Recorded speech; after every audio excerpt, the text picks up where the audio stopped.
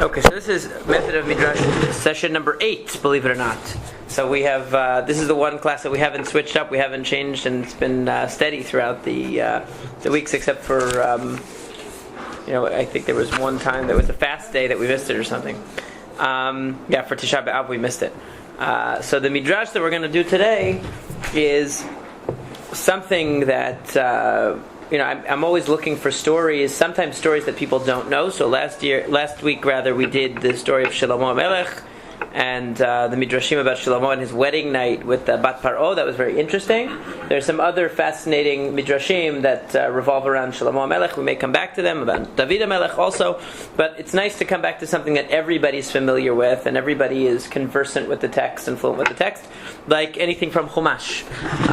And that's why I decided to go back to that for this week, to something that everyone's familiar with, because not only does the Midrash give us ideas that are really beneath the surface of the Midrash, it helps us to appreciate the entire section of Chumash. The entire parasha really is illuminated by the Midrash. And the objective of this shiur has been throughout to emphasize not only how to decode a Midrash, but how to use the Midrash to help you better understand the nuances or the deeper message that's embedded in the text itself. That's really the beauty and the power of the Midrash. It's not just the Midrash itself, but it's the way that it opens up the whole text for you. So what we're going to look at today is something from Parashat Yitro. Parashat Yitro, of course everybody knows who Yitro is, the father-in-law of Moshe, right? And there's Parashat Yitro, which is a very significant parasha, very momentous parasha, because it's also the parasha that has a Aseret HaDibrot. It also has the Ten Commandments. The revelation at Har Sinai occurs in Parashat Yitro. But Parashat Yitro begins with the story of Yitro coming to visit his son-in-law. And specifically the Midrash that I wanted to talk about, there are two Midrashim about Yitro that I'm going to tie together. Just like last week, we looked at a few different Midrashim about Shlomo Melech, but they all kind of coalesced around the same idea, or the same set of ideas. So these Midrashim also will coalesce around the same idea or set of ideas. It's a very famous Midrash, the first one.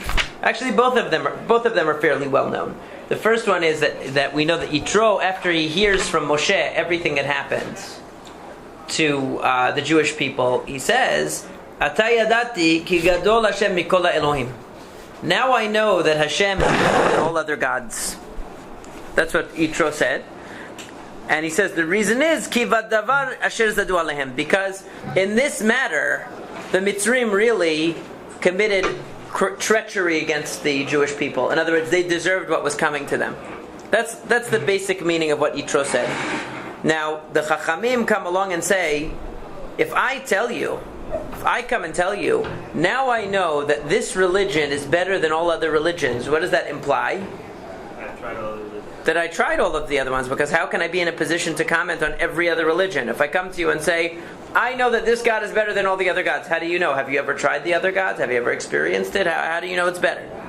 So the Chachamim come along, and actually Rashi quotes this Midrash, and Rashi is a great contributor to the fame of Midrashim, because if he quotes it, if it makes it into Rashi, almost everybody's going to know about it, because people study Chumash and Rashi, classically, right? So Rashi brings the Midrash that says, it's from the Mechilta. Mechilta is a Midrash on the book of Shemot. Okay? It's a halachic Midrash and an agadic Midrash. It has halachic components and Midrash agada as well. Milamed shayam makir b'chol avodat kochavim sheba'olam shelo eniach avodat kochavim shelo avada. This shows you that Yitro experimented with every avodah zarah in the world. There was no avodah zarah, there was no idolatry in the world that he didn't try. He was like one of the people that experiments with, wild things in college or something like that, and then eventually settles down. So Yitro went and he experimented with every type of avodah zarah, and then finally said, you know what? This is really the thing. This is the right religion. So it's a very nice midrash. It's very nice to infer from the words Ata yadati ki gadol Hashem mikol Elohim that it means that Yitro really experimented with all of the idolatry in the world. But what is that midrash? What is that biographical statement about Yitro really adding to our understanding of the story, or really adding? Is it just something to add a little flair to the a little drama to the story? That wow, Yitro really experimented with every idolatry. But it doesn't really tell us about his experimentation. What does it really tell you about him that he experimented with all the idolatry? What's the significance of that? I mean, is there a difference between Avraham Avinu, who grew up with only one type of idolatry and rejected it, versus Yitro, who experimented with all the idolatries and rejected them? What's the difference whether you tried one idolatry and said, this is ridiculous, I'm going with monotheism, or you tried 100 idolatries? What difference does it make is one question we need to understand. And what insight does it give us? If the Midrash comes to tell us this, it's not just telling us some random thing. It must be telling us something about that goes to the core of what is Yitro about and what is the story about. And we're going to get to that. We're going to see that. So there's another Midrash that is slightly less well-known than the first one, but also well-known. That when Paro wanted to enslave or get rid of the Jews, whatever his ultimate plan was, he had the final solution of Paro. When he wanted to decide what to do, he consulted with three people, three famous characters. This is in the Talmud, actually. Three were involved in that scheme: Bil'am, Iyov, and Yitro. Bil'am, who advised it, was slain. Iyov, who was silent, was punished through suffering. And Yitro, who fled, his descendants were privileged to sit in the hall of hewn stones, as it is written, and the families of the scribes that dwell at Yabetz. Okay, this is a pasuk that comes from later in the Tanakh, but we don't have to go into the specific psukim, what they prove it from. But the point is that according to the Midrash, three characters. Now we remember that one of the things we learned about the methodology of Midrash is that whenever you see characters who don't seem to belong in a certain story getting injected into that story, either it's telling you something about those characters, or something about that story is being amplified by the addition of these characters.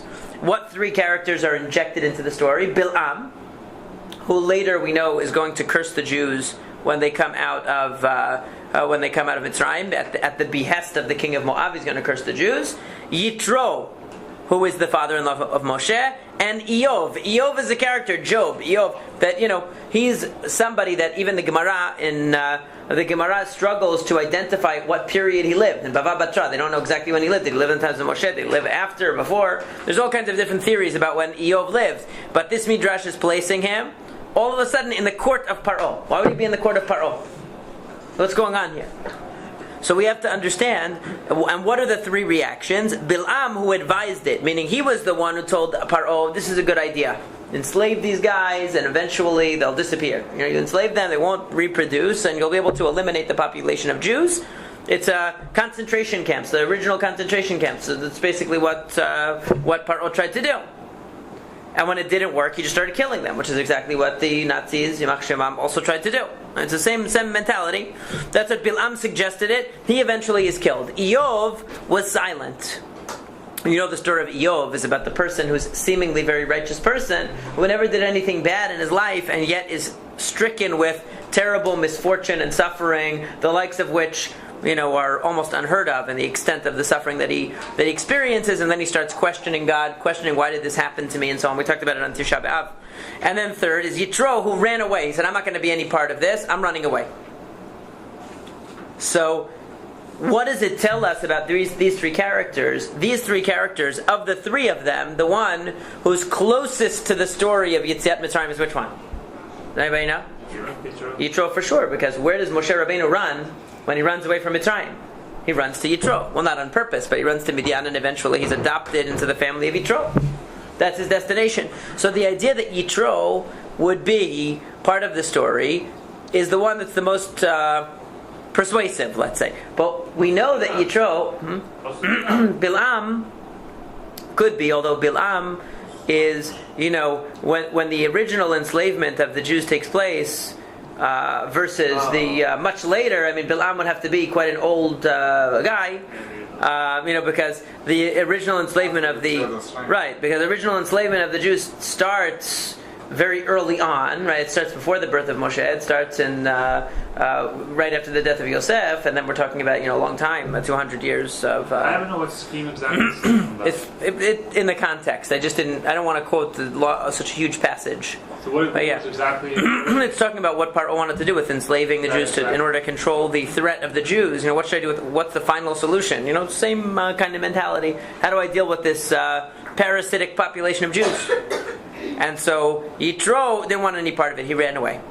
Now, what I would like to take a look at now is, with these ideas in mind, we have this idea that Yitro is a person who is what we would call today a religious seeker, right? The Midrash is portraying him as someone who is looking for something. Why does a person try lots of different religions? Because there's an emptiness. They want to find something. So they go to each religion and they try to find the one that gives them whatever it is that they're looking for. Now, people might be looking for different kinds of things in religion. Maybe some people have a lot of guilt, so they're looking for something that will alleviate their guilt. Some people are looking for camaraderie and social and being part of something bigger, like a social, they're looking for a social group. So they look for a religion that emphasizes social groups in the family. Some people are looking for a way to express their militant and aggressive impulses, and they become Muslim. I guess that'd be the good choice. But they, all of these, they're looking for some kind of they're looking for something, and they seek it in religion. So a person who goes through multiple religions is not satisfied with whatever is being offered in a particular religion, or they might be satisfied to a point, and then they realize it's not enough, so they transfer to another one. So Yitro is being described as someone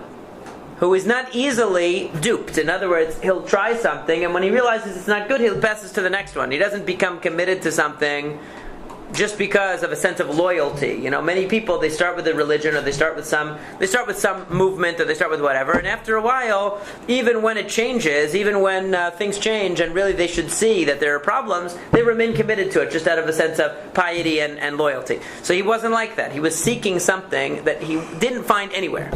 That's number one. Number two is that he seems to be a person who is not willing to get involved in persecution of minorities, even though he has at this point in time, no connection to the Jewish people. He has no connection to the Jewish people. He's not yet the father-in-law of Moshe. He's just a regular guy. And yet he's being described by the Midrash as being a party to this conference with Paro about what to do about the Jewish problem, right? So if we take a look, I think, at the text, with keeping these ideas about Yitro in mind, we may find that they're giving us a huge clue to what Yitro is about, and actually even what the whole parasha is about.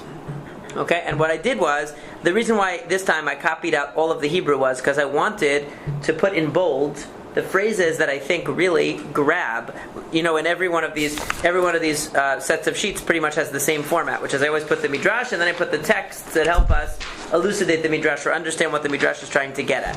So now that we have these two hints about Yitro, this idea that he is a seeker, we don't know what he's seeking though. We don't know what it is that he's seeking, that he's dissatisfied in these different religions. We don't see it. It doesn't tell us.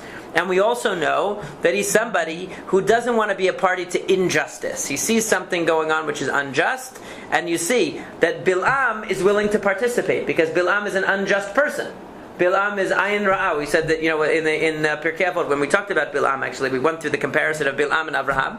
And we said that Bilam's characteristic is he's smarter than everybody, just like Abraham, but instead of using it to benefit people, he uses it for his own advantage. That's the ultimate unjust person. The ultimate unjust person is the person who looks at a situation, is more knowledgeable, has an edge over you, and keeps you in the dark so he can take advantage of you. That's the ultimate injustice, right? That's how people swindle other people. Because they know more than the other person, and they use it to their advantage. That's Bilam. What is Eov? Somebody who doesn't say anything. Somebody who neither protests against injustice nor participates in it. And then what happens to Eov, ironically? He's the victim of injustice, or so it would seem, right? What is his whole book about? Why is this just? This is not just what happened to me.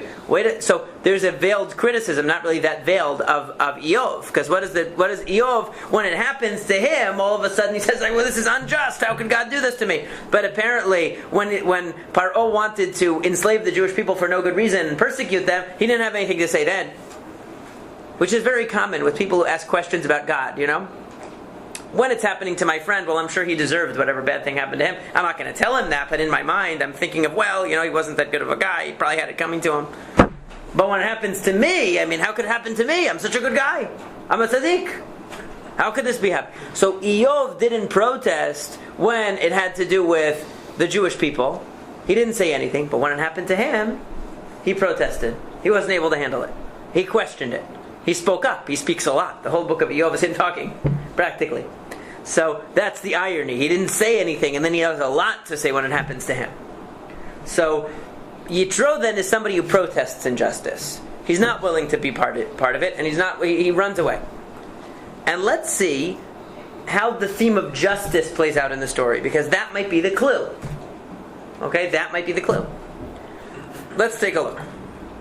Now this is talking about Moshe Rabbeinu. Vayetze bayom hasheni. This is the incident that precipitates Moshe Rabbeinu going down to live with Yitro. What happened? We know that the first thing he did was he kills the Mitzri, right? He sees the Egyptian beating a Jew. He stands up against the Egyptian, kills the Egyptian, covers him in the sand, right? Everybody remembers that. And then the next day, vayetze bayom hasheni, v'nei shnei anashim ivrim nitzim, vayomer larasha lama takeh re'echa. So then he sees two Jews fighting. So last time he saw somebody beating someone, so he killed them. This time he sees two Jews fighting. He says, "Why are you hitting your brother? What's wrong with you?" And he says, what do they answer him? Do they say, "Oh, here is the great paragon of justice who saves us from our oppressive taskmasters"? That's what they should say. Wow, finally we have a leader who stands up against the evil regime of Paro. No, they say, "Vayomer misa mechale ish sar v'shofet aleno." Who made you boss of me, right? Who made you the prince and the judge over all of us? Are you going to kill me like you killed the Egyptian? So what do you see from this? Then he realized it was known. In other words, obviously, word got out about what he did. When Moshe Rabbeinu killed the Egyptian, he looked everywhere to see that nobody was looking, right? He wanted to make sure he did it in a secretive way. He killed the Egyptian to save the Jew. The only person who knew about what he did was the Jew. And yet what did the Jew do? Told on him and told everybody. Was that a nice thing to do for Moshe? Not really, since he saw that Moshe was trying to do it in a way that was secretive, but to save the guy's life, but without jeopardizing his own life. And instead of appreciating what Moshe did, the people saw him as a troublemaker and said, "Who do you think you are to be a judge over us? You're going to tell us what to do." And so Moshe realizes, I'm in trouble. In fact, the Midrash says, what does it mean, the thing is known? Achen nodah davar. Moshe, the pshat, the simple meaning is that he meant, now people know what I did to that Egyptian, I'm going to be in trouble. But the Midrash says, what does it mean, achen nodah davar? Now I know why these Jews are enslaved, because look at the way they treat somebody who tries to save them. Somebody comes and tries to save them, and they go and tell on him, and they're moser him to the authorities. You know, they encrypt, they put him in a position of jeopardize his life. He says, this is not a people that deserves to be redeemed. I'm out of here. Right? Sinat chinam, or lack of appreciation of your own liberator, somebody who's protecting you. To throw them under the bus, as they say, in that way.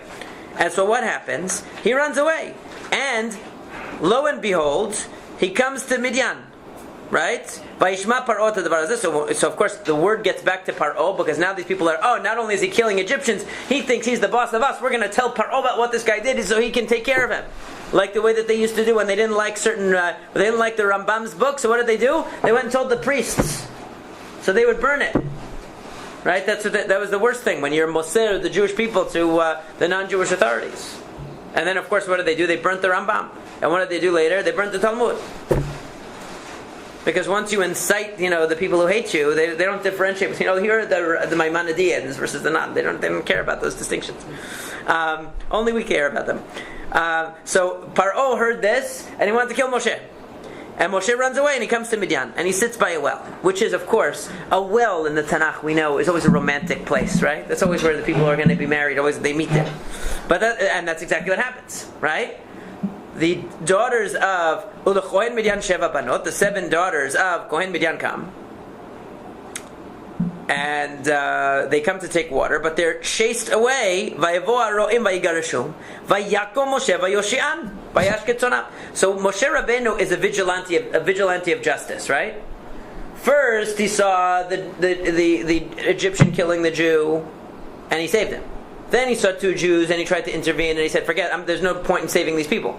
Then he comes to Midian, and again he sees oppressors taking advantage of, oppressing weak people. The women are not able to stand up against the strong male shepherds. So he gets up and he stands up for them and he helps them. Okay, but what you can see, by the way, from this is, apparently the Kohen Midian, as the Midrash points out, the priest of Midian was the priest emeritus of Midian. He definitely wasn't the current one. Why? Because whatever religion he was priest of, he left that religion. Otherwise, who would treat his daughters that way? They're going to throw them out? No, they would have shown some respect for them. So you see that Yitro was kind of a person who lived on his own. He was isolated. He was isolated from society. Because the people didn't even treat his own daughter. He's a Kohen Midian, and this is how they treat the daughters of the Kohen Midian. So clearly he was the disgraced former Kohen Midian at this point. He was no longer the active Kohen Midian. They didn't respect him anymore. Because he left the religion. Because he got tired. He said, this isn't a bunch of nonsense. He was always getting rid of it, changing religions all the time. Nobody trusted him anymore. He was too wishy-washy in their eyes. He didn't have loyalty to his religion. So what happens? Moshe Rabbeinu, so based on the pattern, so when Moshe saves the Jew from the Mitzri, what happens? The Jews are ungrateful. What do? They turn against him. They say he's a rabble-rouser, he's a troublemaker, he's going to get us into more trouble. What happens when the daughters of Yitro come home? Vayomer el benotav ve'ayo. He says to them, how did you get home so fast? Oh, well, this Egyptian guy came, and when the shepherds harassed us, he stood up. Vayoshian, he saved us. Right? He stood up and he saved them. And so, what does Yitro say? He doesn't say, to heck with that guy. We should go after him. He's probably starting trouble in the neighborhood. He's probably some ruffian who's going to be a problem. No, he says, Ve'ayo, where is this guy? We want him to come in and have bread with us. This is our kind of guy. This is the anti-establishment guy. We like the anti-establishment guy. The guy who stands up for justice, that's what we like. And of course, he invites him in and he marries him off to his daughter. So what do you see as Yitro's M.O.? Justice. He sees justice. He likes justice. What is the Midrash saying about Yitro? When he heard about the injustice that Paro wanted to perpetrate against the Jews, he didn't want any part of it. He ran away. He abdicated whatever position he had. He didn't want to be part of injustice. And so Yitro is a person whose definition of what makes sense, what's right, is justice. If he sees justice, that's what he wants. He's not attached. He doesn't have loyalty to this God or this nation or that nation or any in-group or out-group. The only thing he cares about is justice. If you provide me justice, I like you. That's the way he looks at it. So now, when Yitro is confronted, we see, if you look at the second paragraph, Vayishma Yitro, this is the beginning of Parshat Yitro. He hears everything Elokim did to Moshe and Yisrael Amo. Ki hotzi Hashem et Yisrael miMitzrayim. He sees everything Hashem did for Moshe and Israel, his people. That Hashem took the Jews out of Mitzrayim. Now, there are two ways that an outsider can interpret the events of Yetziat Mitzrayim. And this is what's so critical in understanding what Yitro is about. Because from an outsider's perspective, one could see Yetziat Mitzrayim as, there is a very powerful God who favors the Jews. He likes Jewish people. He's a Jewish God. There's the Moabite God. The Moabite God fights for the Moabites, whether they're right or wrong. The Hittite God fights for the Chittim, whether they're right or wrong. As long as they give him sacrifices, he doesn't care if they're right or wrong. He champions their cause. The Baal Baal Peor fights for Moab, whether they're right or wrong. Okay, as long as they give him his homage, whatever he deserves, right? What his sacrifices. There's no justice. There's national gods, right? The idea of national gods. My national God, it's patriotism. If you're a Moabite, you go with the Moabite God. If you're a Canaanite, you go with the Canaanite gods. And they're on your side no matter what. So Yitro is confronted with a big problem. This God, apparently, took his people out of Egypt and decimated the Egyptians. Really, really harshly, treated them harshly. So someone could say, wow, their God is a really strong God and gave the ultimate smackdown to the Mitzrayim on behalf of the Jews because he's a Jewish God. Or, what's the other possibility? There's some justice being meted out here, right? There's some justice being meted out here. So Yitro says there's definitely something to this religion because I see that it delivered results. But the question is this a religion of justice or not? And you'll notice that in Parashat Yitro, the word Elohim is used for God. And we know that name of God is a reference always to Midat Hadin, the attribute of justice, the lawfulness of Hashem. Okay? So it says, Vayishma Yitro Kohen Midian, Choten Moshe et kol asher asa Elohim le Moshe. Okay? And then what happens? Yitro comes and he brings the family of Moshe. And he brings the two sons of Moshe. And he says, I am chotencha Yitro ba'elecha v'ishtecha u'shnei banei ha'ima. I am Yitro, your father-in-law, and I have your wife and your 2 children with her. So Rashi says, why did he say that? He said, if you won't accept me, accept your wife. If you won't accept your wife, at least accept your children. Why did he think that Moshe is not going to accept his own wife and children and his own father-in-law? Because, you're not Jewish. Now we're an in-group. We're an exclusive club now. Did you see what God did for us? You're not part of the in-club. You weren't in Egypt with us. You didn't become part of our group. So you're out. Stay out. We don't want you. That's what Yitro fears from Moshe. Without a crutches. He's walking on 2 feet. It's Nisim. Maaseh Nisim. No, it's okay. Please come in. So Yitro is looking at first. He's sensitive. He's hesitant to approach Moshe. He says maybe this is an in-group mentality. Maybe this is some nationalism here, and I'm not part of the in-group. I'm going to be excluded. So he says, I brought your wife, I brought your sons, accept me, let me come in. Of course, what does Moshe do? He comes out, he bows down to him, he kisses him, he's very, very solicitous of Yitro. Okay? And then, "Vayisaper Moshe lechoteno et kol asher asa Hashem leFar'o leMitzrayim al odot Yisrael." He changes it. When it says what Yitro heard, it says that he heard what Hashem did for Moshe and Israel, his people. Okay? It's a very exclusive type of thing. Whereas when Moshe describes it, he describes what Hashem did to Paro and Mitzrayim al odot Yisrael, on behalf of Israel. Et kol hatilah asher mitza'atam baderech, all of the troubles that they faced on the way, vayatzilem Hashem, and Hashem saved them. In other words, this is a suffering, persecuted people. And Hashem was addressing the grievances of a people that had been treated unjustly. And then what does it say? Vayichad Yitro. Yitro was happy. Al kol hatova asher asa Hashem liYisrael asher etzilo miyad Mitzrayim. Now he changed the language. He didn't just say that Hashem took them out of Mitzrayim. Hitzilo. He realized God saved them from destruction at the hands of Mitzrayim. He understood. And then, Vayomer Yitro. Yitro said, Baruch Hashem. He's the first person, Baruch Hashem.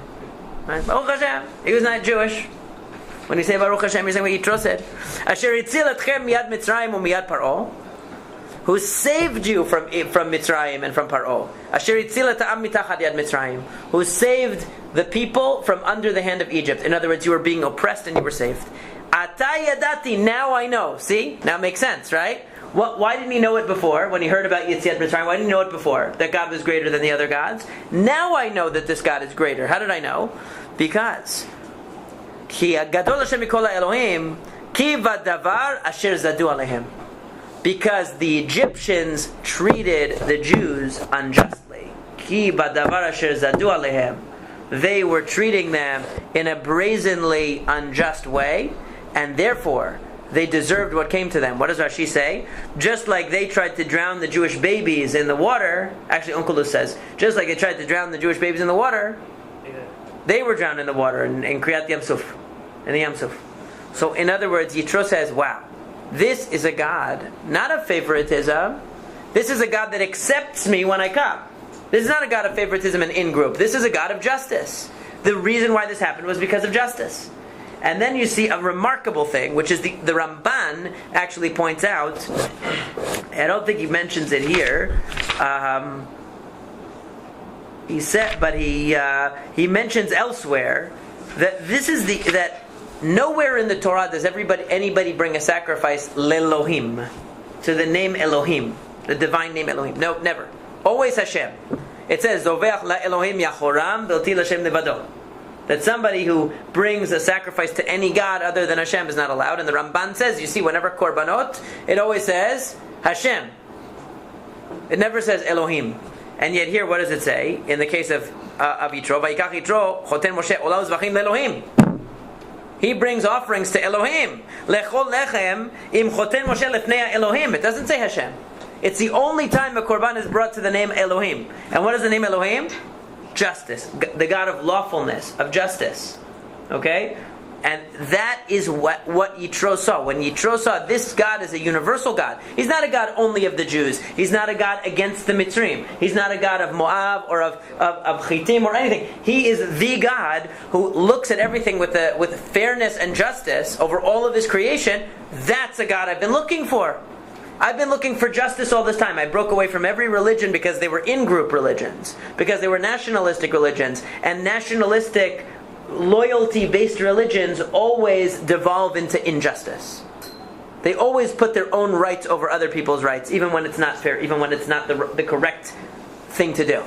And that's why I broke away from everything. I broke away from Egypt. That's why Moshe left the Jewish people. He said they're an unjust people.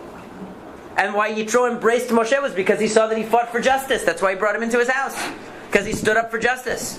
And finally, he sees a God that metes out justice. Not a nationalistic God like the rest of the gods that existed in the world at that time. Nobody before conceived of a God who not only held other nations accountable for their deeds, but holds his own nation accountable for their deeds. That is a truly just God. That's what Yitro has been looking for his whole life. He says, where have you been all my life? This is the religion I've been waiting for. Okay? You like that? I brought the song back. Don't dance. Okay. Now, let's develop this theme to the next level. Vayimi machorat, the next day. Now, it doesn't really mean the next day, but it doesn't matter. Vayeshev Moshe lishpot et ha'am. So notice what theme keeps coming up? The theme of judgment, the theme of justice. And who gets involved? So he asks him, what are you doing? You're sitting here all day long judging the people? What kind of a leader sits all day long with lines going out the door judging the people? This is very ineffective. This is worse than the DMV. This is not sustainable. So what's going to happen? So, because the people come to seek Elohim. They're seeking justice. They seek law.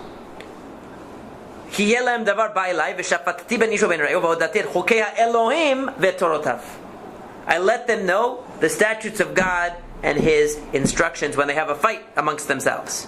And you know what Yitro says? This is no good. This is not going to work. This is bad.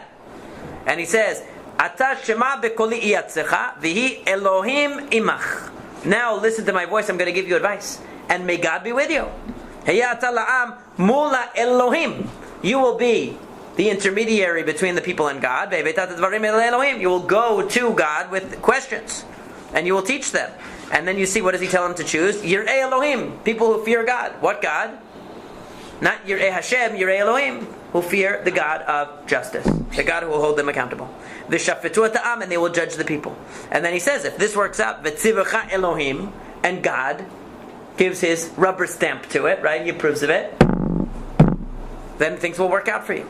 So the theme of, the root shafat appears in this paragraph numerous times. I didn't even count the number.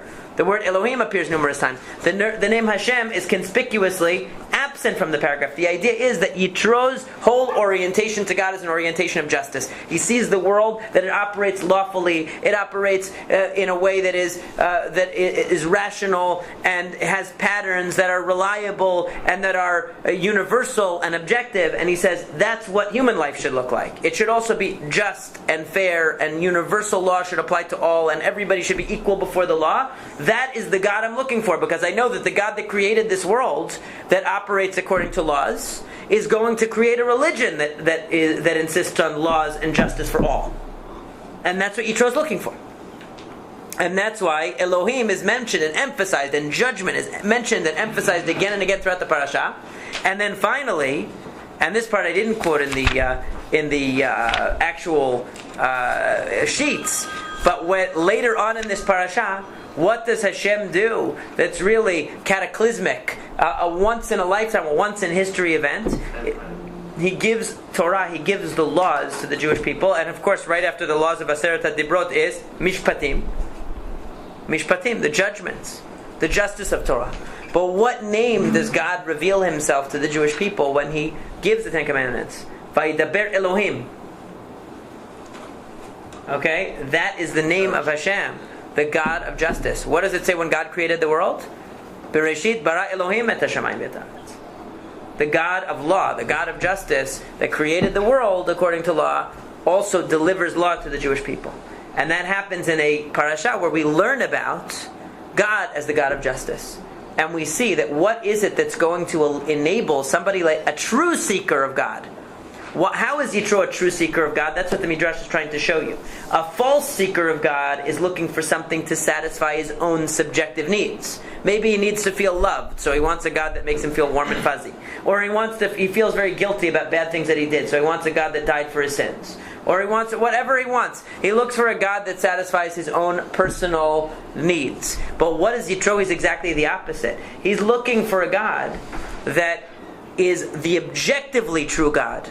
Not that satisfies my needs or any one group, or sides with a particular group, or makes me feel safe, or makes me feel protected. I want a God who's a God of truth. Absolute truth. Because I see that the world is run by truth. I want a God that is objective and just and operates based on truth in his dealings with human beings.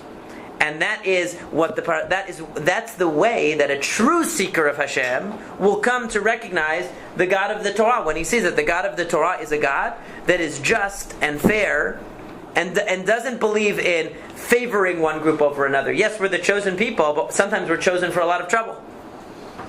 Right? Sometimes we're chosen for punishments and problems. Like the old joke goes, that the Jewish people said to Hashem, maybe you could choose somebody else once in a while, right? The idea of being the chosen people means we have a specific purpose, but it's also a great responsibility. It's not an automatic favoritism for the Jewish people. It's not. Sometimes we're also held accountable to a higher level than other people are held accountable.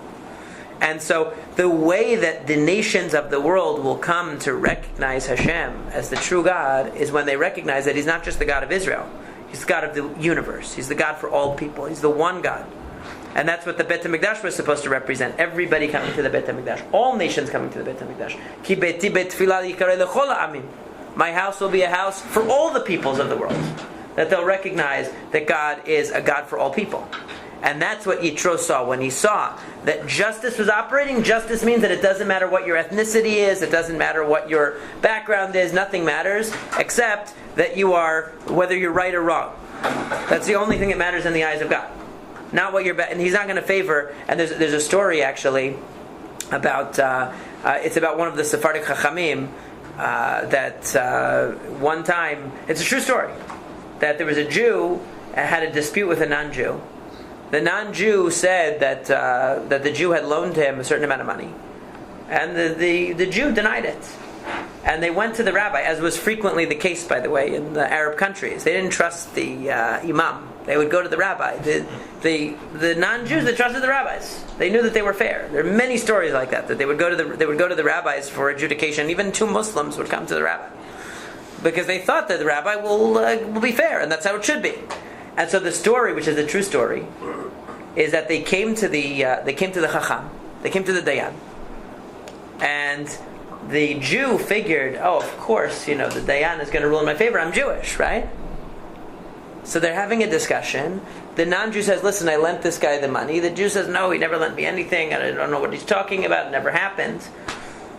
So the non-Jew, so the Dayan asks the non-Jew, is there anything you can tell me about this loan? Like, where did it happen?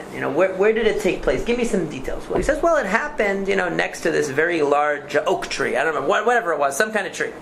I'm making up the type of tree. A very, very large tree. In a certain field. In our neighborhood. Right underneath this specific tree, we had this loan. We had this transaction. And the Dayan said, okay. He said, listen, I want you to go to that tree and then come back here. And then I'm gonna decide on the case. So the Jew's thinking, what kind of a trick is this? What is this? Why is he sending the non-Jew away? What, are we going to abscond with the money now? Why is he sending the non-Jew on a field trip? So the non-Jew says, okay. He goes to leave to go to the tree. He told the Jew or the non-Jew? He told the non-Jew to go, because the Jew claims nothing ever happened. There is no tree. No, he's trying to right? the Jew, like, Right. So the non-Jew leaves, and the Jew says, I'm going to go get a cup of coffee, I'll be back in a while. The Dayan says, why? Where are you going? He says, it's going to take him a long time. That tree is very far away. right? And so, of course, he incriminated himself, and that was the end of the story. But the idea was that the true dayanim, the true chachamim, didn't show favoritism. Even a Jew and a non-Jew came to judgment. Everything is fair and square in the Beit Din.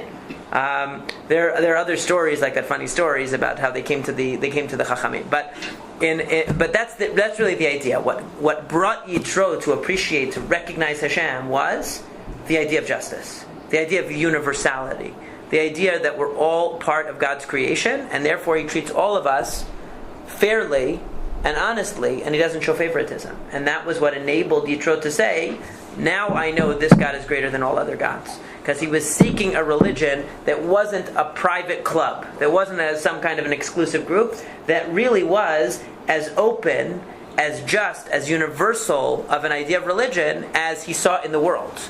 He wanted a lawful, harmonious religion, just like he saw a lawful and harmonious and just universe around him.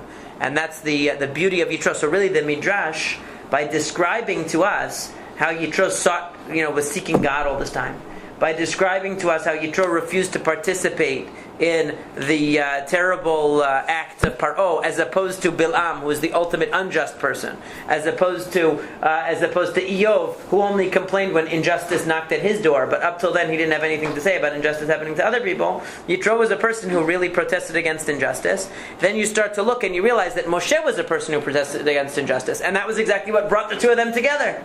That the reason why Yitro came to invite Moshe over was because he saw that he stood up against injustice. And then you realize that the theme of everything Yitro does revolves around the principles of justice. Isn't that also the theme of the Torah?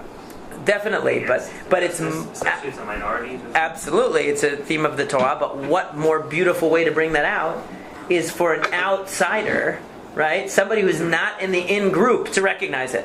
Somebody in the in group says, "Oh yes, our God is very fair." Well, of course you think that, But somebody in the outside group who to perceive that the justice of Torah, the justice of Hashem, is really a big chidush, and that's why the Torah brings Yitro as the ultimate example of the true seeker. Look at the way that Islam says, "Oh yeah, we'll be fair to you as long as you pay a tax to us, showing that you're inferior and you're not deserving of any rights. Then we'll be happy to be fair to you." The Torah doesn't have any idea like that. So that's what Yitro recognized in the Torah, recognized in the message of Yetziat Mitzrayim, and that's such an important idea as we come to the giving of the Torah at Har Sinai, to see Hashem as the lawgiver, Hashem as the source of justice, and that's brought up by the Midrash beautifully.